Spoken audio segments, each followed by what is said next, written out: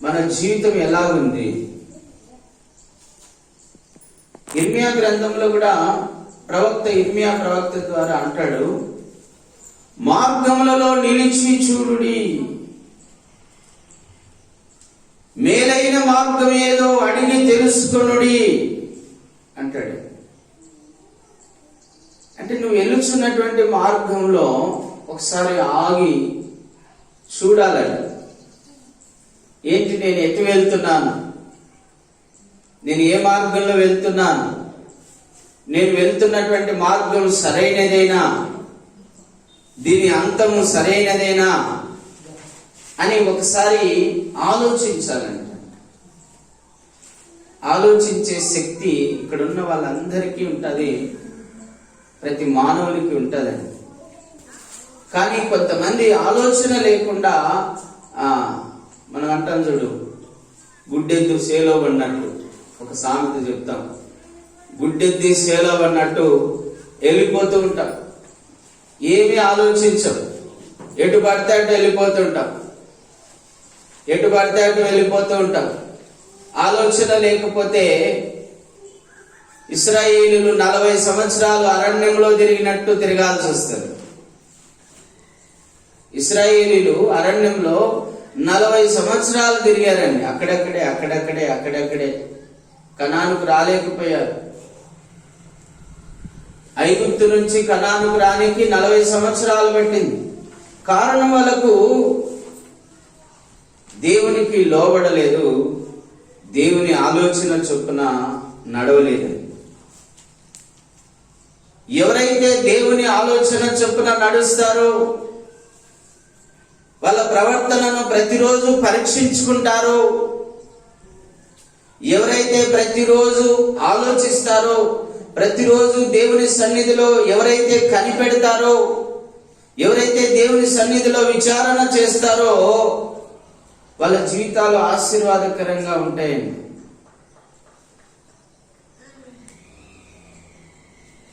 మన ప్రవర్తనను గురించి ఆలోచించాలి. సొలొమోను కూడా అంటాడు, మీరు దేవుని మందిరంలోనికి వచ్చినప్పుడు మీరు దేవుని సన్నిధి అని భయపడి వణుకుచు మీ ప్రవర్తన అంతటి విషయంలో జాగ్రత్తగా ఉండండి.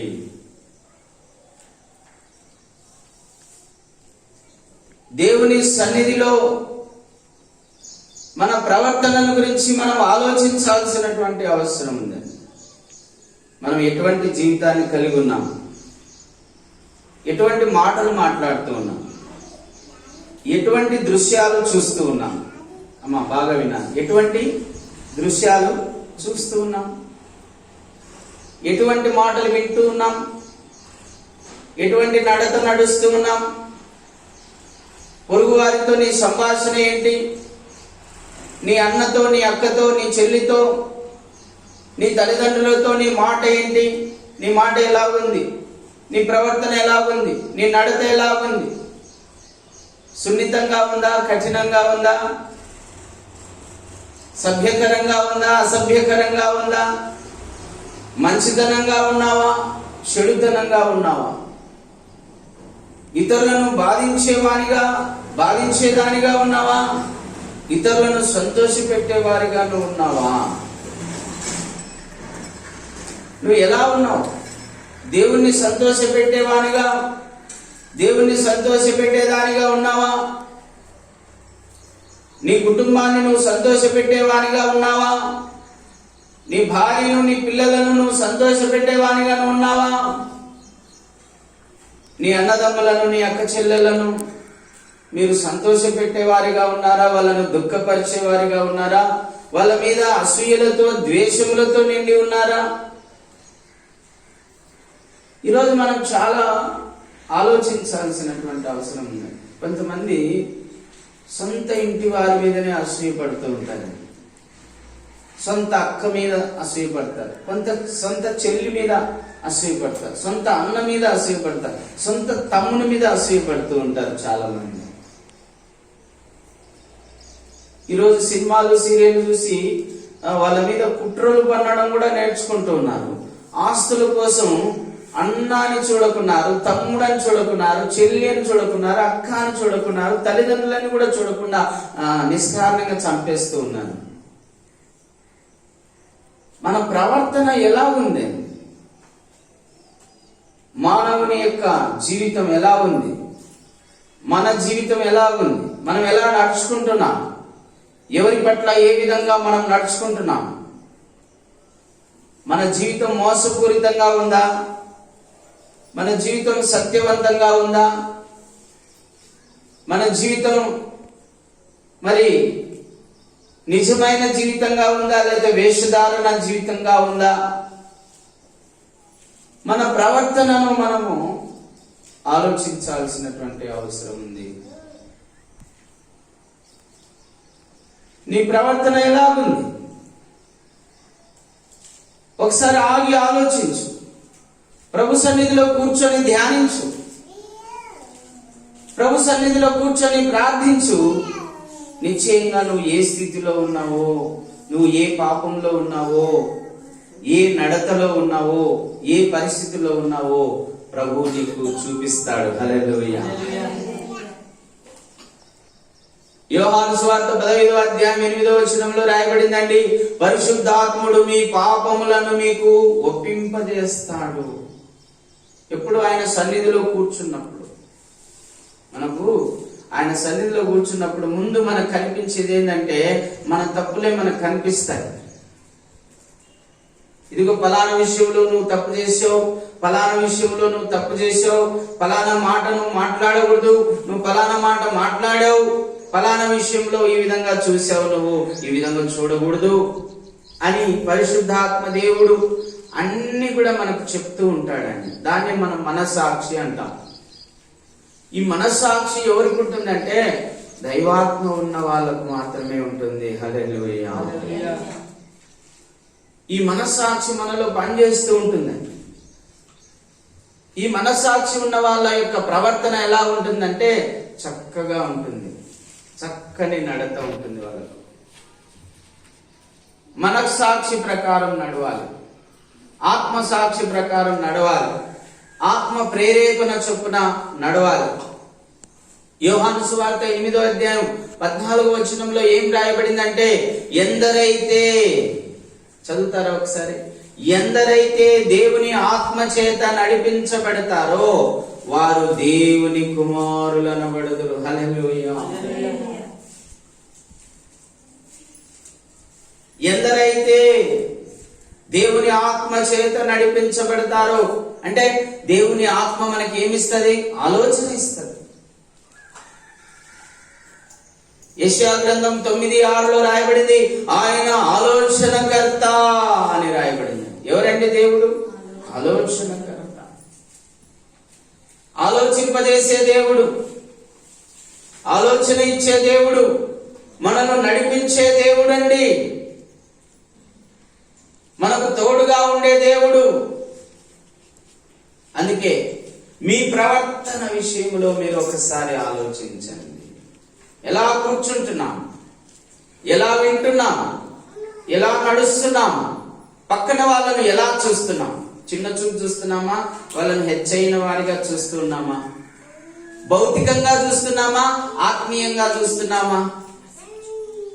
అమ్మా, ఆత్మీయులు ఎప్పుడు ఆత్మీయంగానే చూడాలి కానీ భౌతికంగా చూడరు. భౌతికంగా చూడటం అంటే ఇదిగో ఆమెకు తక్కువ నాకు ఎక్కువ, ఆమెకు బంగారు లేదు నాకుంది, ఆమెకు పట్టు చీర లేదు నాకుంది అనే వ్యత్యాసం అంతా కూడా చూపించేది భౌతికమైనటువంటి శరీర సంబంధమైనటువంటి ఆలోచన కలిగిన వారు. ఆత్మ సంబంధులు ఎవరయ్యా అంటే ఎదుటి వారిని తమ కంటే గొప్పవారని ఎంచుకునేవారు. హల్లెలూయా. ఆత్మీయులు ఎవరయ్యా అంటే తమను తాము తగ్గించుకొని ఎదుటి వారిని హెచ్చించేవారే ఆత్మీయులు. రోమీయులకు రాసిన పత్రిక 12వ అధ్యాయంలో రాయబడిందండి, నీ ఎదుటి వారిని నీకంటే గొప్పవారని ఎంచుకో, ఏడ్చు వారితో ఏడు, సంతోషించు వారితో సంతోషించు. రోమా 12:1లో రాయబడింది, మీ శరీరములను పరిశుద్ధముగా సజీవ యాగముగా దేవునికి సమర్పించుకొనండి. మీ మనస్సు మారి రూపాంతరము చెందండి. మీ మనస్సు మారాలి, రూపాంతరం చెందాలి. మీ ప్రవర్తన విషయంలో ఆలోచించి మీరు రూపాంతరము చెందాలి. రూపాంతరం పొందాలంటే మనకు ఏం కావాలంటే ప్రార్థన కావాలి, దేవునితో సహవాసం కావాలి. యేసుక్రీస్తు ప్రభువారు కొండ మీదకి వెళ్ళి ప్రార్థన చేస్తూ ఉన్నాడు. ఆయన ముఖము దగదగా మెరిసింది. ఆయన రూపాంతరము పొందాడు. హల్లెలూయా. నీవు కూడా రూపాంతరం పొందాలంటే, నీ మనస్సు మారి రూపాంతరం పొందాలంటే, నీ జీవితం మారాలంటే, నీ ప్రవర్తన మారాలంటే, నీ స్వభావం మారాలంటే, నీ గుణలక్షణాలు మారాలంటే, నీలో ఉన్న చెడు పోయి మంచి రావాలంటే, నీలో ఉన్న కీడు తొలగిపోయి ఆశీర్వాదం రావాలంటే నువ్వు దేవునితో సహవాసం చేయాలి, దేవునితో సమయాన్ని గడపాలి. నువ్వు ఎంతగా దేవునితో సమయాన్ని గడుపుతావో అంతగా నువ్వు రూపాంతరం చెందుతావు. హల్లెలూయా. నువ్వు ఎవరితో సమయం గడుపుతున్నావు? ఎవరితో? దేవునితోనా? దేవుని వాక్యంతోనేనా? ప్రార్థనతోనేనా? సమయం ఎవరితో గడుపుతూ ఉన్నావు? దేవుడు నీకు సమయాన్ని ఇచ్చాడు. సమయాన్ని సద్వినియోగం చేసుకోమని పరిశుద్ధాత్మ దేవుడు ఎఫెసీ 5:15 రాశాడండి. పరిశుద్ధాత్మ దేవుడు రాయించాడు. సమయం సద్వినియోగం చేసుకోండి. దినములు చెడ్డవి, సమయం లేదు. ప్రభు రాకడ సమీపించింది, అంత్య దినాలు సమీపించాయి. ప్రభు రాకడ సూచనలు నెరవేర్చబడుతున్నాయి. కనుక మీ ప్రవర్తన విషయంలో ఆలోచించాలి, మీ నడత విషయంలో ఆలోచించాలి. మీ మనస్సు మారి రూపాంతరం చెందాలి. ప్రభుతో సహవాసం చేయాలి, సంఘ సహవాసం చేయాలి, ఏకాంత ప్రార్థన చేయాలి, కుటుంబ ప్రార్థన చేయాలి. ఇద్దరిద్దరుగా ఏకీభవించి దేవుణ్ణి అడగాలి. ఎప్పుడైతే దేవునితో నువ్వు సహవాసం కలిగి ఉంటావో, ఎప్పుడైతే నువ్వు సంఘముతో సహవాసం కలిగి ఉంటావో నువ్వు తొలగిపోవు. చెడు ఆలోచనలు నీకు రావు, చెడు ప్రవర్తన నీకు రాదు. ప్రభునందు ప్రియులారా, సాతానుడు ఏం చేస్తున్నాడంటే ఈ అంత్య దినాల్లో సంఘాలను మూయిస్తూ ఉన్నాడు.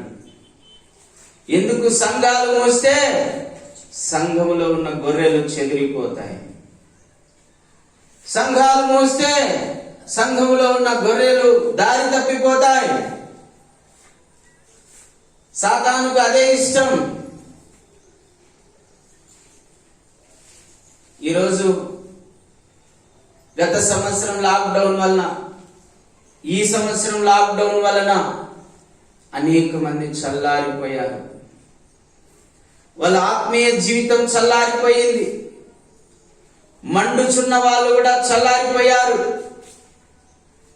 దేవుణ్ణి ప్రేమించేవారు ఇప్పుడు లోకాన్ని ప్రేమిస్తున్నారు. దేవుణ్ణి ప్రేమించే వాళ్ళు ఇప్పుడు తిండిని ప్రేమిస్తున్నారు. దేవుణ్ణి ప్రేమించేవారు ఈరోజు సుఖభోగాలను ప్రేమిస్తున్నారు. దేవుణ్ణి పక్కన పెట్టేస్తూ ఉన్నారు. ప్రభునందు ప్రియులారా, ఒక్కసారి ఆగి నీ ప్రవర్తనను గురించి ఆలోచించు. దేవుడు మాట్లాడుతూ ఉన్నాడు. నీ ప్రవర్తనను గురించి ఆలోచించు. చదువుదాం. పర్వతములెక్కి మాను తీసుకొని వచ్చి మీరు మందిరమును కట్టించిన ఎడల దాని యందు నేను సంతోషించి నిన్ను గణపరచుకొందునని యెహోవా సెలవిచ్చుచున్నాడు. హల్లెలూయా. ఎంత గొప్ప దేవుడండి. పర్వతంలోకి వెళ్ళాలంట, ఏం తీసుకురావాలంటమా? మాను తీసుకురావాలంట. ఆ మానుతో ఏం కట్టాలంట? మందిరం కట్టాలంట. ప్రభు అయిన యేసుక్రీస్తు వారు ఒక మాట ఒక సందర్భంలో అంటాడండి, ఇశ్రాయేలీలు ఆయనని హింసిస్తూ ఉన్నప్పుడు ఆ ప్రభు ఏం చెప్పాడంటే, పచ్చి మానుకే వాళ్ళు ఇలాగ చేస్తూ ఉన్నారు, ఎండిన దానికి ఇంకెలాగు చేస్తారు. మళ్ళసారి చెప్తాను నేను, వినండి బాగా. పచ్చి మానుకే వాళ్ళు ఇలాగూ చేస్తూ ఉన్నారు అంటే, ఏ పాపము ఎరుగని యేసయ్యనే అంత చిత్రహింసలు పెడితే, పాప జీవితం కలిగినటువంటి మనలను, ఎండిన వారమైన మనలను ఇంకెంత హింసిస్తారో, ఇంకెంత బాధిస్తారో ఈ ప్రజలు. మానుతో పోల్చాడండి ఈ దేహాన్ని. ఈ దేహాన్ని ఏం చేశాడు దేవుడు? మానుతో. మాను అంటే ఏంటమ్మా? దేహము. మానంటే దేహము. ఈ దేహాన్ని తన ఆలయంగా కట్టాలంట అండి మనం. హల్లెలూయా. ఎలా కట్టాలంట? ఆలయంగా కట్టాలి. ఈ దేహము ఆయన ఆలయంగా ఉండాలనేది దేవుని యొక్క కోరిక. ఈ దేహము ఆయన ఆలయంగా మారితే ఆయన మనలోనికి వచ్చి, మనలో నివసించి, మనతో సంతోషిస్తాడంట. హల్లెలూయా. దేవుడు ఏం చెప్తున్నాడంటే, మీరు మీ శరీరములను తన ఆలయముగా మార్చాలి. ఒకసారి చదువుదాము. ఎఫెసీయులకు రాసిన పత్రిక, ఎఫెసీయులకు రాసిన పత్రికలో ఆ వచనాన్ని నేను చెప్తాను, మీరు చదవండి.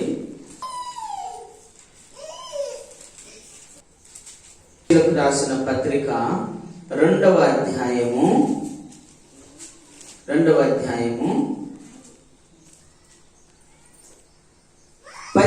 వచనం నుంచి చదువుదాము.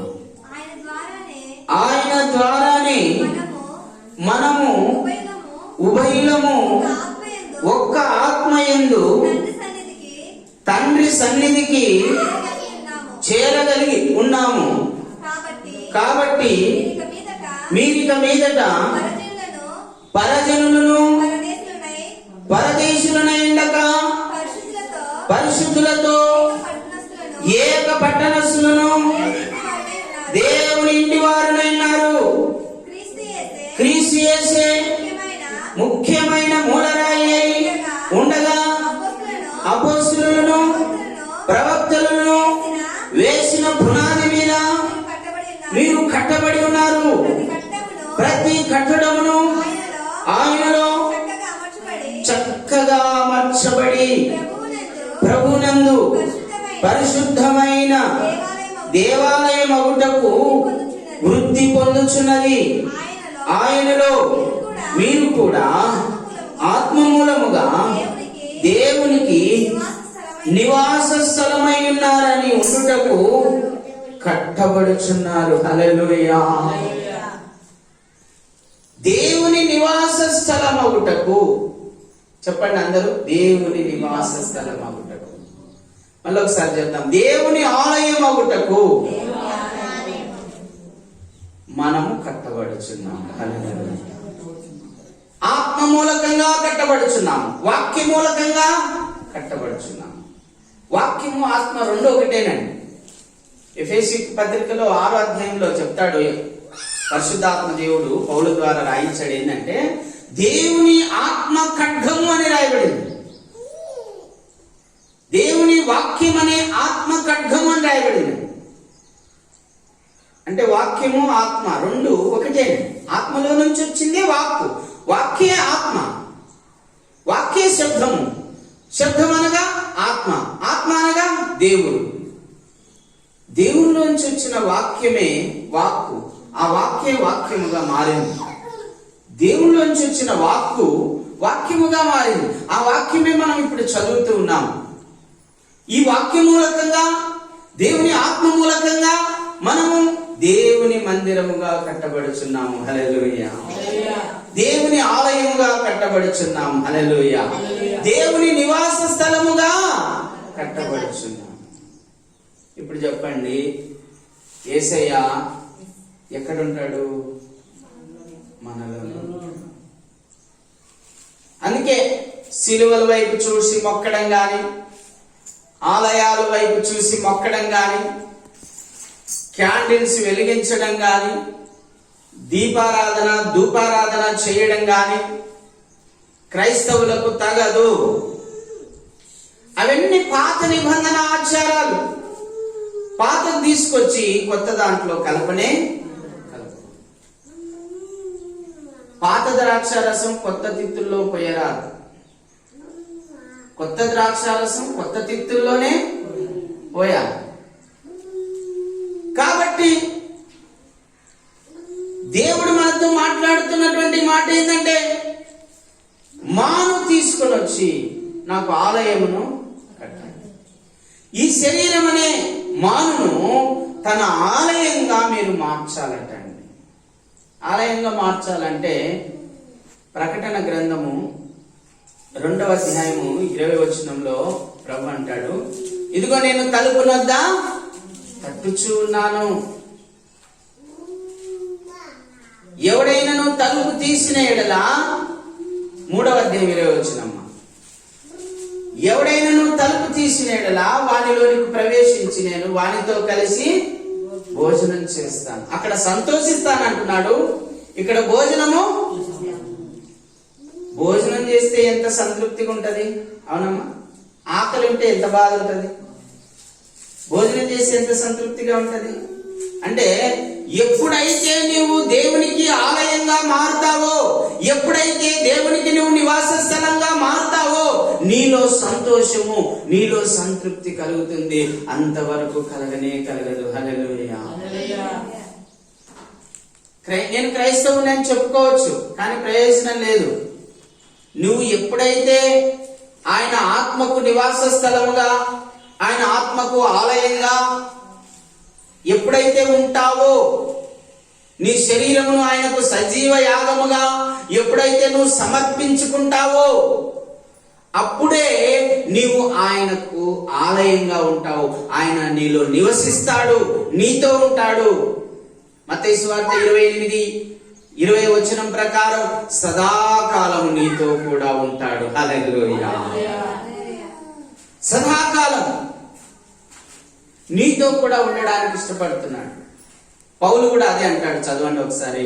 1 కొరింథీ 3వ అధ్యాయం 16వ వచనం. 1 కొరింథీ 3వ అధ్యాయము 15-16 వచనాలు, 2 వచనాలు చదవండి.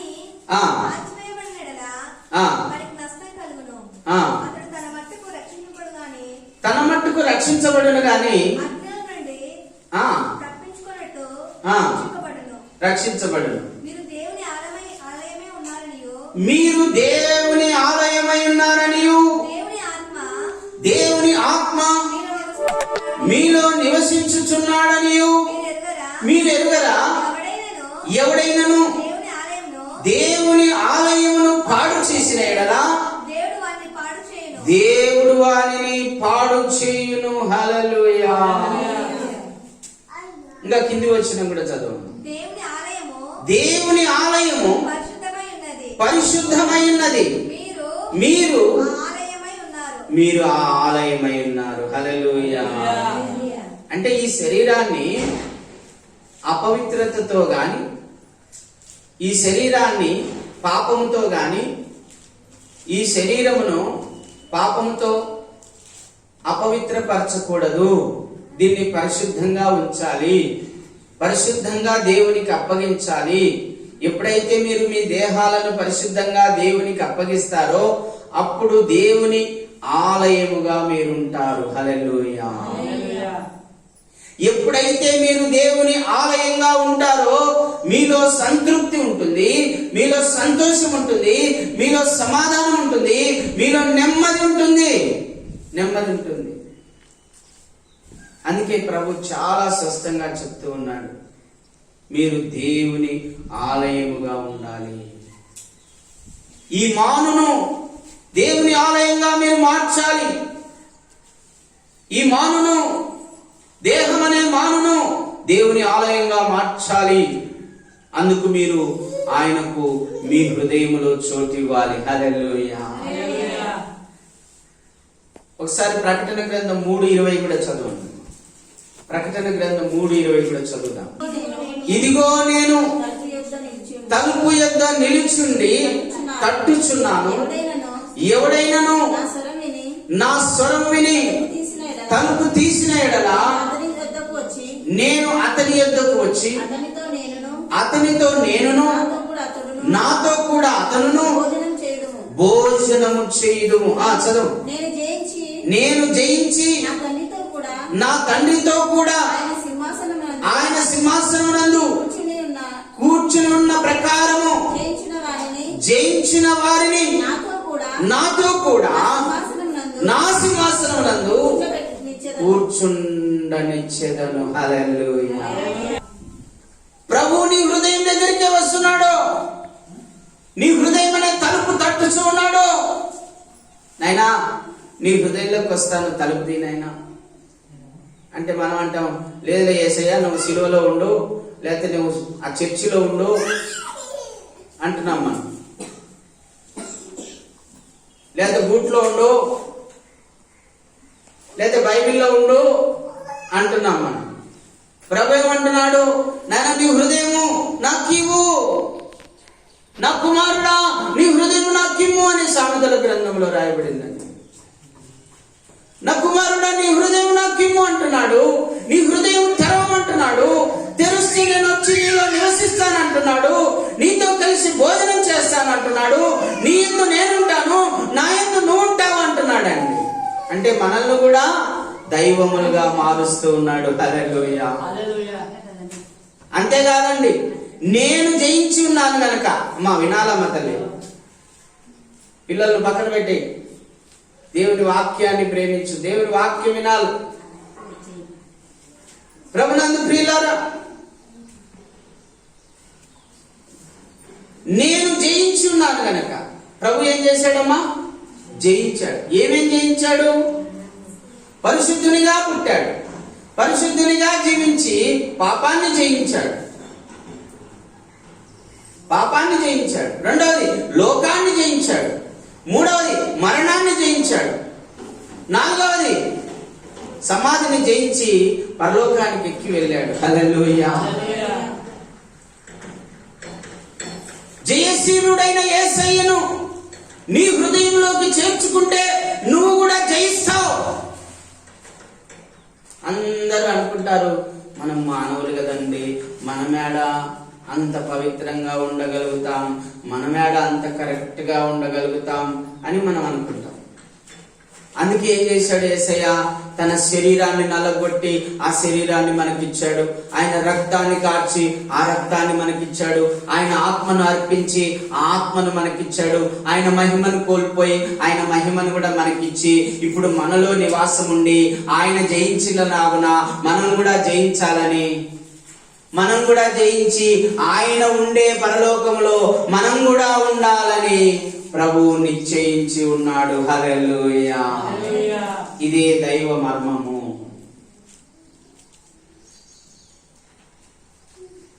ఇదే దైవ మర్మము. మనలో ఆయన నివసించాలని,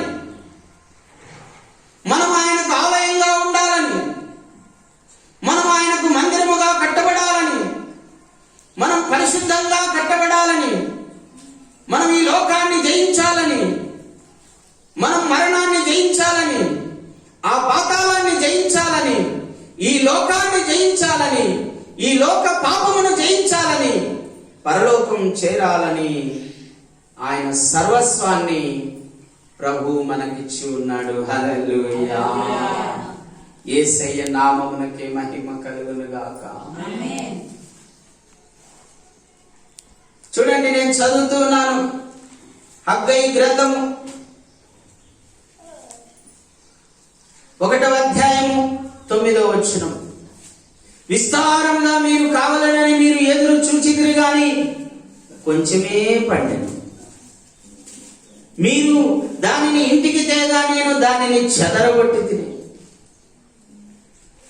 ఎందుచేతనని యెహోవా అడుగుచున్నాడు, నా మందిరము పాడయుండగా మీరందరూ మీ మీ ఇల్లు కట్టుకొనుటకు త్వరపడుతూనే కదా. మందిరం పాడైంది. ఏ మందిరము? దేహం అనే మందిరము పాడైపోయింది. ఈ దేహము పాడైంది కనుకనే నేను మిమ్మల్ని చెదరగొడుతున్నాను. మీకు పండిన పంట కూడా చెదరగొడుతున్నాను. పండింది కొంచెమే, ఆ కొంచెాన్ని కూడా నేను చెదరగొడుతున్నాను. అందుకే మీకు ఈ దరిద్రము. మీ దేహము దేవుని ఆలయంగా లేదు కనుకనే మీకు దరిద్రము. మీ దేహము దేవునికి ఆలయంగా లేదు కనుకనే మీరు దరిద్రులుగా ఉన్నారు. మీకు క్షామం కలుగుతుంది, మంచు కురియడం లేదు, పంట పండడం లేదు, రోగాలు వస్తున్నాయి, తెగుళ్ళు వస్తున్నాయి, శ్రమలు వస్తున్నాయి, బాధలు వస్తున్నాయి, దుఃఖం వస్తుంది, వేదన వస్తుంది, యాతన వస్తుంది, శ్రమ పడుతూ ఉన్నారు.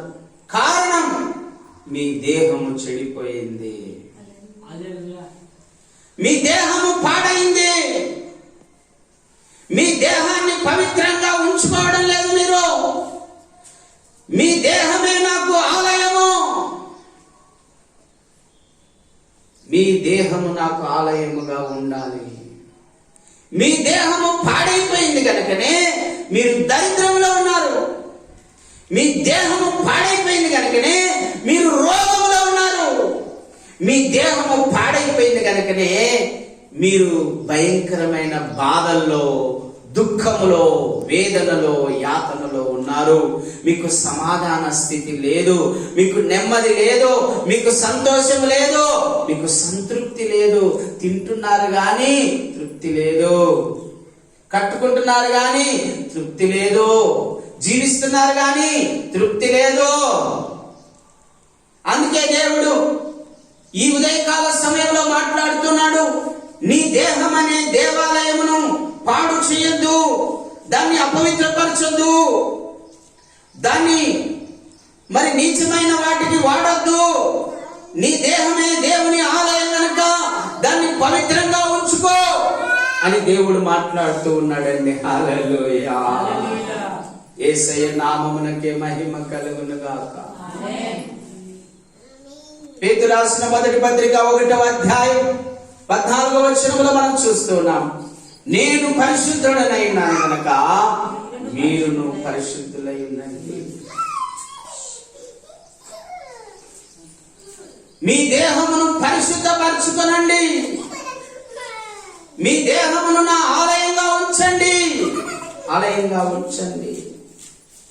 ప్రభు మాట్లాడే మాటలు దయచేసి ప్రతి ఒక్కరూ ఒక్కసారి మీ ప్రవర్తనను గురించి ఆలోచించండి, మీ దేహమును గురించి ఆలోచించండి. దేవునికి ఆలయంగా ఉండడానికి ఏ విధంగా మీరు నడుచుకోవాలనో మీ ప్రవర్తన అంతటి విషయంలో ఒక్కసారి ఆలోచించి మీ ప్రవర్తనను సరి చేసుకొని మీ శరీరములను సజీవ యాగముగా దేవునికి సమర్పించి ఆయన మార్గములో నడవండి. అప్పుడు మీకు సంతృప్తి, సంతోషము, సమాధానము కలుగుతుంది. హల్లెలూయా. దేవుడి వాక్యము మన వెనుకడిలో దీవించును గాక. ప్రార్థన చేసుకుందాం. అందరూ కూడా మోకరించి ప్రతి ఒక్కరు కూడా విన్న వాక్యాన్ని గుర్తు చేసుకుంటూ ప్రార్థన చేయండి. ప్రతి ఒక్కరు కూడా దేవుని సన్నిధిలో ప్రార్థన చేయండి. ప్రభువా నీకు వందనాలు, స్తోత్రములు, స్తోత్రములు, స్తోత్రములు నాయనా. నిజంగా ఈ రోజు నువ్వు మా అందరితో మాట్లాడావు నాయనా. మా ప్రవర్తన అంతటి విషయంలో మేము ఆలోచించాలని, జాగ్రత్త కలిగి ఉండాలని, ఒక్కసారి నిలిచి ఆలోచించాలని మీరు మాతో మాట్లాడారు ప్రభా.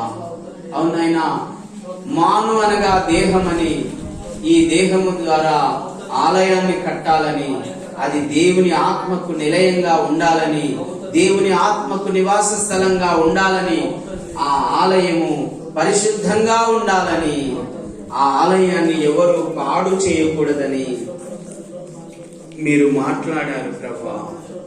మీరు మాట్లాడిన ప్రతి మాటను బట్టి నీకు స్తోత్రములు నాయనా. అయ్యా, ఈ దేహమును పరిశుద్ధపరచు నాయనా.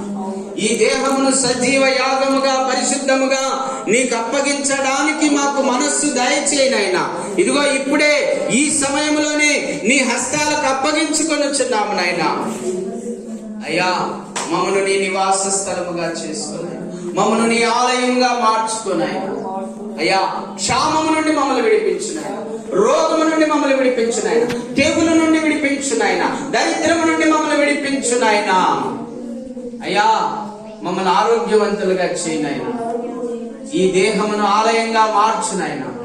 నీ శరీరములో నీ రక్తములో పాలు పంచుకొని నీ ఆత్మకు నివాస స్థలముగా ఉండి నీ మహిమతో మేము నింపబడి నీ రాజ్య నివాసుల మగుటకు, ఈ లోకాన్ని జయించుటకు, పాపాన్ని జయించుటకు, మరణమును జయించుటకు, దైవ రాజ్యములో ప్రవేశించుటకు, నీతో కలిసి యుగాయుగాలు జీవించుటకు మాకు సహాయం చేయి ప్రభా. అటువంటి కృప మా అందరికీ అనుగ్రహించమని యేసు ప్రభు నామములో అడిగి వేడుకొని పొంది ఉన్నాము తండ్రి. ఆమేన్.